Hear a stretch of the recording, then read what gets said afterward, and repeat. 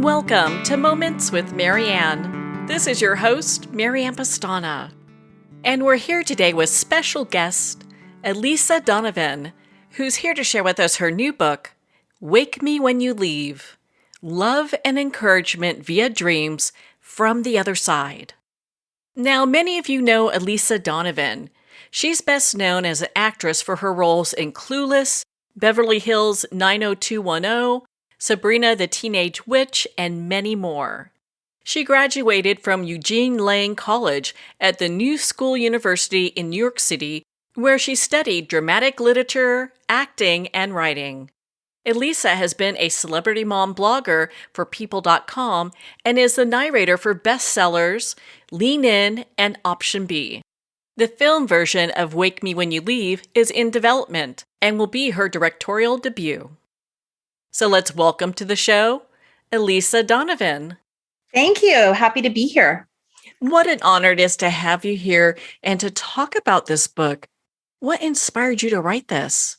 Well, I was going through a very difficult time, and the television series that I was doing at the time was canceled, and the relationship I was in with the person I thought I was going to marry ended. And then my dad was diagnosed with cancer and passed away. So essentially, everything that made my life make sense was stripped away one by one. And it made me really reevaluate my life and how I wanted to spend it and in what ways I wanted to live, basically. So it's really about the grief process, but also how a lot of my healing came through these visitation dreams that my father came to me in, and it really helped me to not only remedy our relationship, but also to truly understand that when someone dies, they don't really leave us. They leave us in the physical form, but they truly continue to be with us every day. And that was something that was really revelatory and life-changing to me. I'm so sorry for your loss. And you hear of women that go through, men too, but women specifically that go through these types of events. We're mothers, we're caretakers, we do all these things, and we have to redefine who we are when tragedy happens.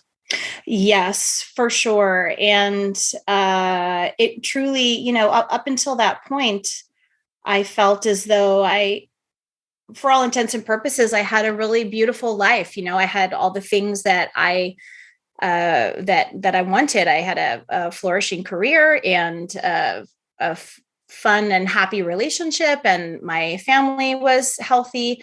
And I think, oftentimes we don't truly have a sense of how valuable those things are until there's either the threat of them being taken away or they are literally taken away. And, it's an opportunity to have a deeper understanding of what it is to be human, to be quite simple about it. And I really noticed how we don't in this culture, we don't really like to talk about difficult things. We don't like to talk about challenges and sadness and grief. And I think that's partly because we're such a fast moving culture, and we're really attached to things being shiny and pretty and young and fast. And, that's one aspect of life, but it isn't the whole picture. And so I really wanted to kind of share that intimate journey so that other people going through it wouldn't feel so isolated and alone. I really applaud you you're just brutally honest in your book about what you were going through. And I think you describe what a lot of us go through when we have the loss of a loved one. It's just kind of being in this dark haze. Yes. It really does feel as though you're the only person who's ever gone through it. And while I do think that grief is a very nuanced experience for each individual, there are certain aspects that are pretty universal. And, that feeling of isolation and that you'll just simply never be able to get over it.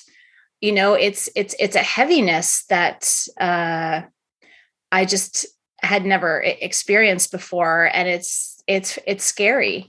And I do think that in that regard, it certainly was a spiritual experience for me, because I came to a new place of understanding how important it is to have that sense of a power greater than ourselves, or a sense of humanity that extends beyond just my immediate surroundings.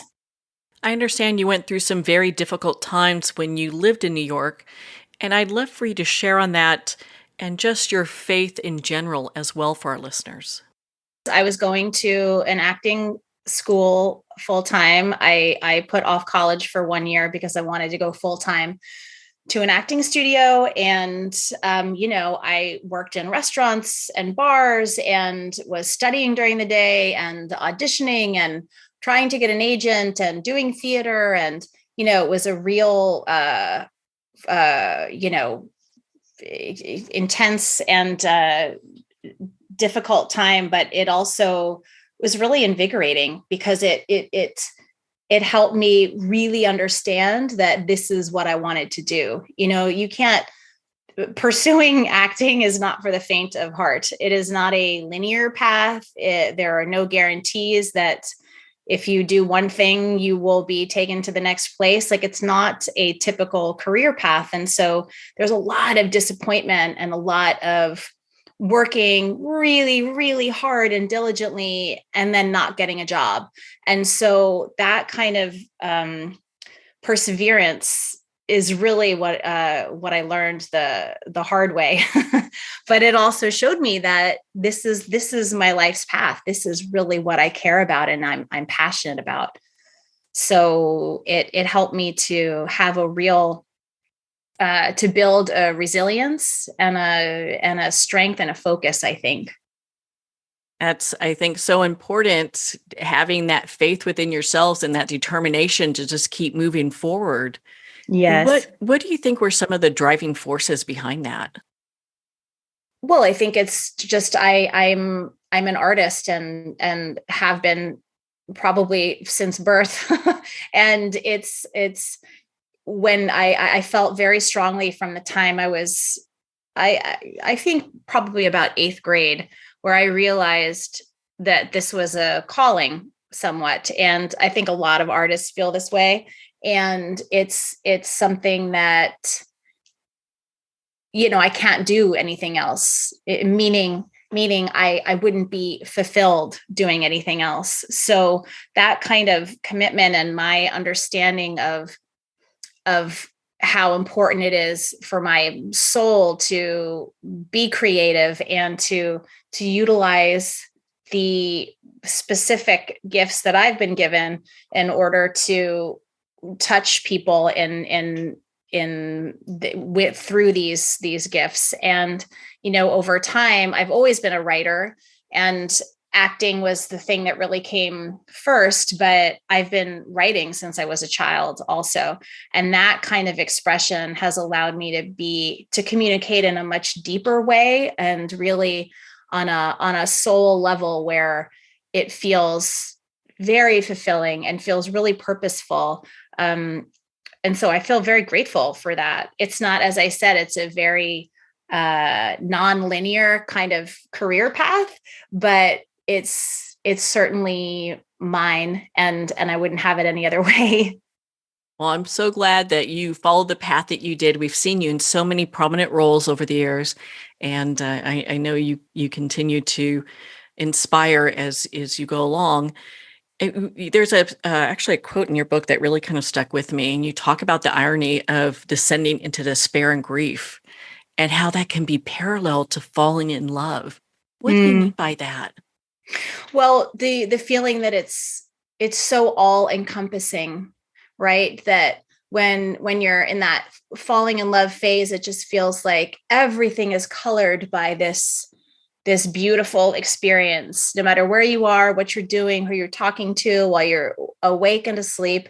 It just is embedded in everything. And grief is exactly the same way. It's just the opposite end of the spectrum, where you feel as though it's everything is colored by the grief, and you think that everyone can see it, and everyone must be, how can anyone be functioning? And then you realize this is my own experience that I have to find some way to get through. So, what was your faith like before you started having these dreams and these visitations? So I grew up in a Catholic household, a very traditional Catholic. We went to church every Sunday, and I had my first communion, and I was confirmed. And even when I was in college, I wasn't, I had a lot of trouble with the constructs of the Catholic religion, and how they view gay people and how they view various other things. So, but I still went, and I would go to this little chapel in the mornings before school when I was living in New York City in college. And I would go to this little chapel and pray with the nuns by myself. And so I always had a kind of connection to God, but I over time felt as though I just couldn't really subscribe to what that traditional idea was. So over the years, I read a lot of literature on different forms of spirituality and different religions. And through this experience, I realized that was all kind of theology. And this experience that the book is about was really in real practice, where I had to, with having everything stripped away, you have nothing to do but let go, because there's nothing to hold on to. And so from that place, I really started to develop a different or a deeper sort of faith and connection to the afterlife, and to a different sense of God, I guess I could say. And the way that manifests itself now is that, my whole life is different, the way I see everything. And I really, truly believe that when we leave when the body dies, but the spirit and the soul of the person truly, truly lives on. And there is something extraordinarily beautiful about that. And also, it's not to delegitimize the loss that we feel when someone dies. I mean, not at all. It is a real loss, but this understanding that it's quite hopeful that we can just have a different experience with someone who has passed. I feel my dad's presence all the time. I feel like I can kind of call on him at any time. And it's really a beautiful thing. It seems in reading your book that you really developed this very personal connection with your faith. And in developing that, and I just have to applaud you, because I think a lot of times we get stuck, we're not quite sure, it doesn't resonate, and we're trying to find a way to make it all fit. And you really were able to do it in a way that I would say it's serving you and your higher purpose. Yes, I really do feel that way. I feel as though this helped me really hone in on my higher purpose and my soul's purpose. And that is a magical and extraordinarily grounding feeling. So, I think I would say when we're, as you said, trying to kind of make something fit, and what works, do I identify with this sort of belief system or this one? And I think for me, what wound up happening, it was more of an expansion as opposed to trying to make something fit. It was this letting go and expansion and understanding that it all fits. that all of these things can be true at once, that every religion can be true, and they are, and it's all essentially the same. And there's something that's very, very comforting about that to me. Well, on that note, we're going to pause here for a quick break. We've been speaking with Elisa Donovan in regards to her new book, Wake Me When You Leave: Love and Encouragement via Dreams from the Other Side. We'll be right back after this message from our sponsors.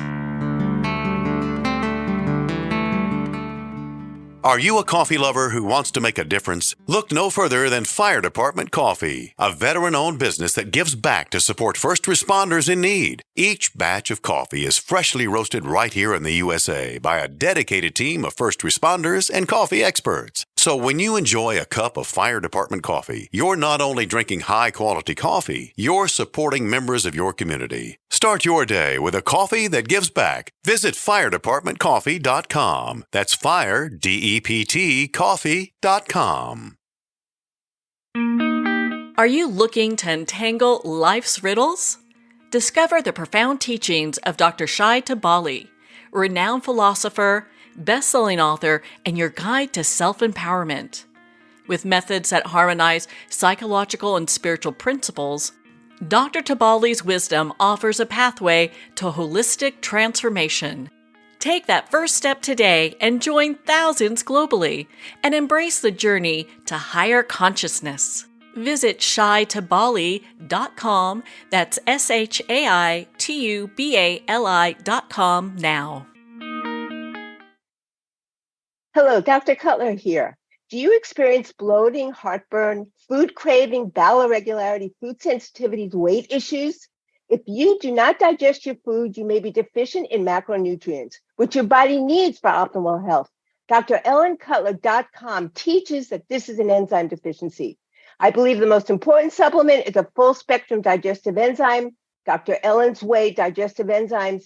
Hear more about it at DrEllenCutler.com. Are you chasing profitability yet losing fulfillment? Let me introduce you to your solution, the Relaunch Company.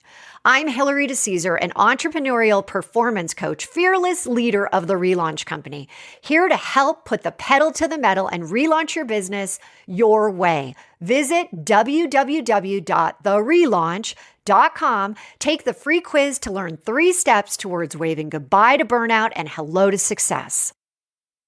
The book Terminal Cancer is a Misdiagnosis, authored by Danny Carroll, is on sale at Amazon now. Licensed psychologist and psychotherapist Tessa Antia-John-Guerra commented, "This is one of the most empowering books on the topic of cancer you will ever read." Award-winning author T.L. Needham commented, "This recommended book can be understood by anyone seeking answers, hope, and alternatives to a terminal diagnosis. Buy it now on Amazon.com.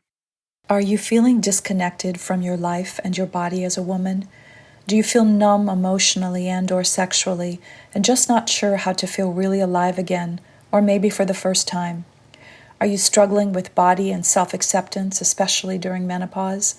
If you'd like to reclaim your feminine and learn more about women and gynecology and how it can help empower your life, contact Gina Cloud at www.ginacloud.com. I'd like to thank Jason Eastwood at Guitarfulness for sharing his inspiring music and talent with us. His music is known worldwide for cultivating atmospheres of harmony, inner peace, and clarity. Visit Jason's website at guitarfulness.com. Join his newsletter, be part of his community, and download his music. Welcome back to Moments with Marianne. We're here today with special guest, Elisa Donovan, who's sharing with us her new book, Wake Me When You Leave: Love and Encouragement via Dreams from the Other Side. So, Lisa, when was the first visitation you had? Can you share that with us? Yeah, I talk about this one in the book. Anyone that has had a visitation dream, it's so clearly unlike a normal dream. And the only way I can describe it is that it's incredibly authentic and saturated, and it's like a pure feeling of communication. And in this dream in particular, I could not sleep. I was wandering around my house. I was grief stricken, and I had not been sleeping well for quite some time. And also, so the lack of sleep with the grief is a terrible combination. And I just cried out to the heavens, essentially, please just help me sleep. I have got to get some sleep. And I felt this presence essentially telling me to go to sleep, to get in my bed and go to sleep. And I laid down in my bed, and I felt a hand on my chest, very gently putting me to sleep, basically. And I woke up, and I was on a boat in this very calm lake. And everybody was wearing white. Everything was white. And there was no sound. It was just a pure tone is how I would describe it. But there was no sound. And the water is lapping up against the boat. And there are several other people on boats, like rowboats. And I looked over to my side, and my dad was sitting on this boat with me. And I immediately felt so overcome with joy and also sadness. And I started speaking to him, but they're not words. My mouth is not moving. It's as though my thoughts are being translated directly into his head. And I said, I'm so lost. I don't know how to function. I don't know how to get through life without you. I don't know what to do. And in that moment, he turned to me, and I realized he reached out to touch me, and he started weeping.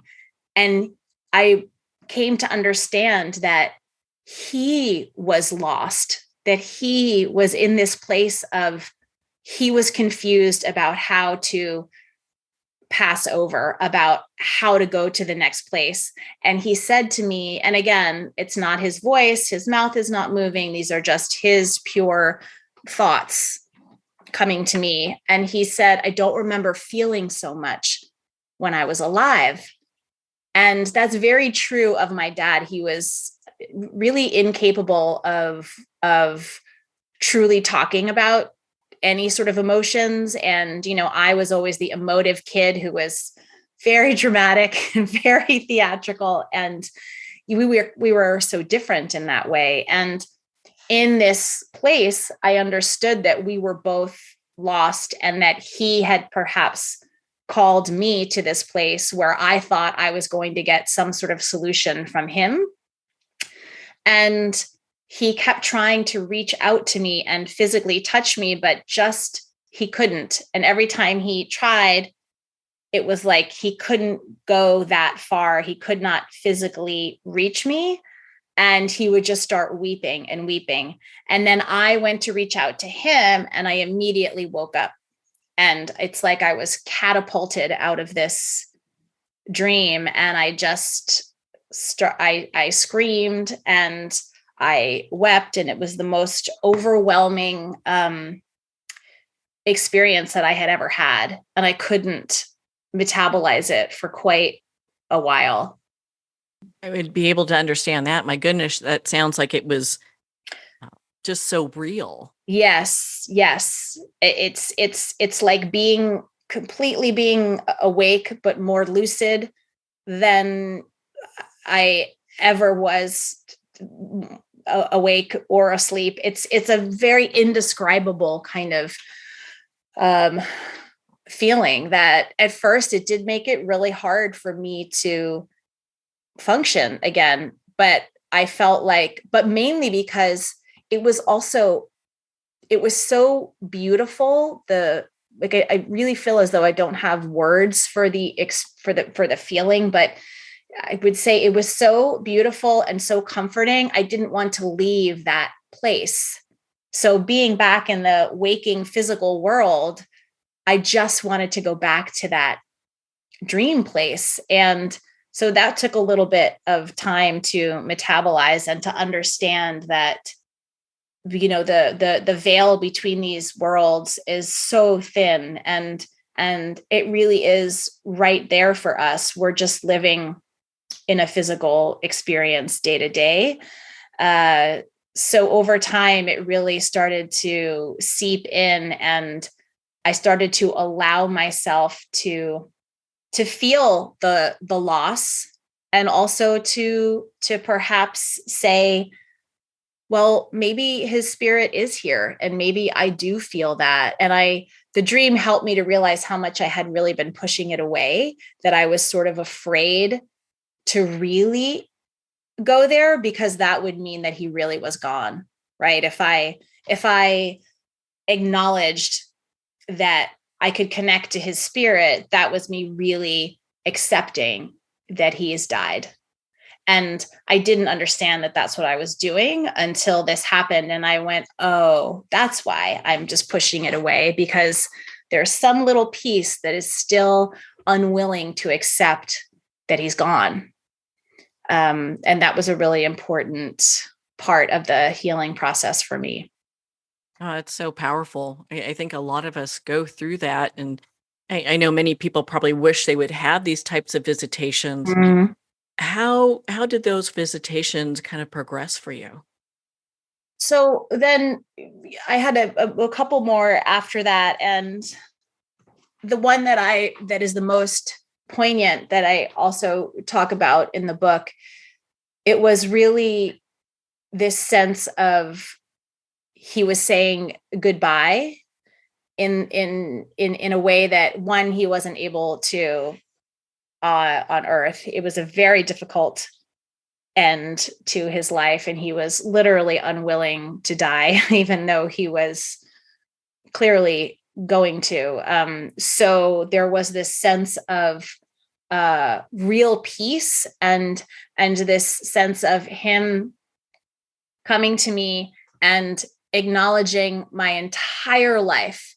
In other words, I had this experience of him. He hugged me in this dream, and it was as though my entire life with him flashed before my eyes in an instant. So I experienced my whole life as his daughter, and in this one moment. And it was this gorgeous feeling of completion, and that he also really understood me, because so much of our relationship when he was here in his physical form was, it's not that it was contentious. It was just always, we didn't understand each other, and some of that was really fun, because it led to great sort of discourse and, fun arguments. But in the bigger sense, it always felt like, God, he just does not get who I am. And I spent so much of my life wanting him to be proud of me. And he was always proud of me, but he didn't understand me. And that to me is what really mattered the most. And in this dream, I got the sense of he nodded at me, and he looked in my eyes, and it was him saying to me, I see you. I see your whole being, and I see how beautiful and creative and wonderful your existence is. And that is something that I never could have received in real life here, I don't think, from him. So it was quite beautiful. And, now he's around often. A lot of people feel this in nature or various animals. And for me, it's a hummingbird, and I see him often. That sounds so beautiful to have that deep connection that way, and to get that affirmation, and there's that you guys have this really deep connection. I mean, from a work perspective, I mean, how did this change you? Oh, wow. Well, I first wrote this piece as when I first started writing about this experience. It was kind of just I don't know if I'd say in essay form or kind of just little snippets of things. And then I pieced it together and started to do it at open mic night readings in LA. And then I put it together as a play. And I performed it at the Geffen Theater, at the Audrey Skirball Theater at the Geffen as a benefit. And it was this powerful experience of everyone was just beside themselves and overwhelmed, and they laughed and they cried and they shared their own stories, and they said, this is so beautiful. And this is my connection to it. And in that night, I said, oh, this is the kind of work that I want to do. This is how I want to spend my time, is creating art and work that touches people on this level.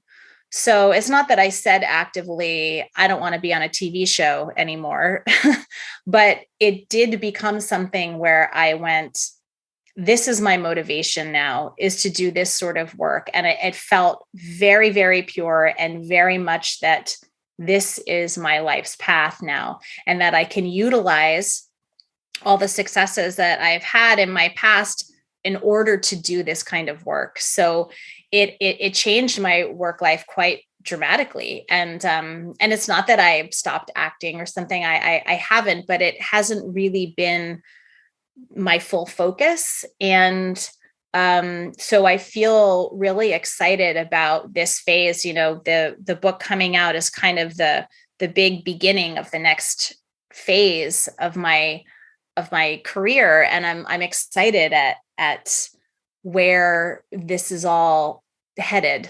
So it's an entirely different direction, I guess you could say, to put it simply. Well, I applaud you. I find it to be not only fascinating, but so empowering, because I think a lot of people are looking for something that really motivates them the way that you've explained. And gosh, what a great place to come from. Yes. Well, thank you. It's, it's this thing of understanding that, when we're going through challenging things, we often want to just not go through them. So how can I avoid it? How can I sidestep this horrible experience? Or how can I get out of it quicker? And I learned that, one, there is no way around things but through. You must go through them. And actually, the experience of going through them enhances your life. And that is just something that is unequivocally true. And we really rob ourselves of that depth and that real experience of what it is to be human when we try to avoid difficult things. And that's just such a huge part of this book, and the lesson for me that I wanted to share, that life, a full life, is having all of the experiences, and that includes death and challenge and grief and depression sometimes. And the other sides of all those things are joy and laughter and prosperity and all of the shades. And I just think that it's really important to embrace all of it. Oh my goodness. I just loved your book. Where can our listeners connect with you and be part of your community? Oh, I would love that. So I am on all the social media platforms. My Instagram is Red Donovan, and that's also my Twitter. And Facebook is Elisa Donovan. And all of these things have the little blue check. And my website is Elisa-Donovan. And that's where you can find out about everything that I'm doing. And you can get the book in all of those places. There are links on Instagram, and you can get the book at your local bookstores, at Barnes & Noble, on Amazon, on Audible. I narrate the audiobook, which was one of my favorite parts of this whole thing, was narrating the audiobook. So yes, I would, and I really truly do love connecting with people after they've read the book or them hearing their experiences. And I make that a real priority to communicate with people about it. So I'd love to hear people's thoughts. And Well, Lisa, thank you so much for taking the time to be on the show with us here today. thanks so much for having me, Marianne. Well, thank you, Elisa. It has been such an honor to spend this time with you and to talk about your new book, Wake Me When You Leave: Love and Encouragement via Dreams from the Other Side. Wake Me When You Leave is available at Amazon, Barnes & Noble, and everywhere books are sold. And remember, support our indie bookstores. If you don't see it on the shelf, just ask for them to order it. Make sure to visit Elisa's website at elisa-donovan.com. That's spelled ELISA-DONOVAN.com.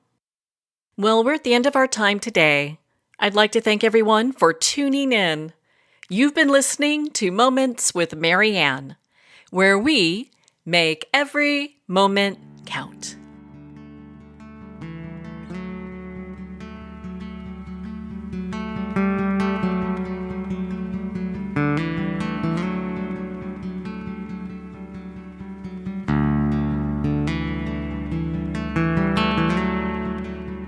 In a single moment, your life can change. Moments with Marianne is a transformative hour that covers an endless array of topics with the best of the best. Her guests are leaders in their fields, ranging from inspirational authors, top industry leaders, and business and spiritual entrepreneurs. Each guest is gifted and a true visionary, a recognized leader in her own work, and while teaching others to develop, refocus, and grow, Marianne will bring the best guest and sometimes a special surprise. Don't miss this. You never know just which moment will change your life forever. Make sure to tune in and visit momentswithmarianne.com for more information.